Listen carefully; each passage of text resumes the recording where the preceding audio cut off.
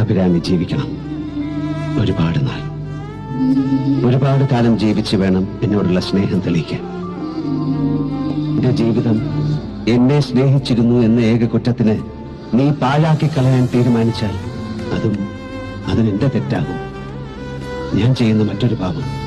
അരുതാഭിരാമി, നിന്നെ എനിക്കിഷ്ടമാണ്. എനിക്കൊരു ജീവിതമുണ്ടെങ്കിൽ അത് പങ്കുവെക്കാൻ ഞാൻ നിന്നെ കൂടെ വിളിക്കാമെന്ന് പറഞ്ഞതും സത്യമാണ്. പക്ഷേ ഇനി എനിക്കൊരു ജീവിതമില്ല. ബാക്കിയാവുന്നത് എന്റെ ആത്മാവ് മാത്രമാണ്.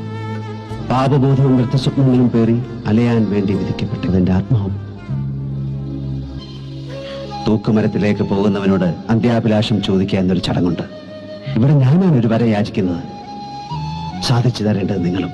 ഡെന്നിസ്, ഈ താലി ഞാൻ സാക്ഷിയായി, എന്നിലൂടെ ഈ പ്രപഞ്ചം മുഴുവൻ സാക്ഷിയായി അഭിരാമിയുടെ കഴുത്തി കെട്ടു.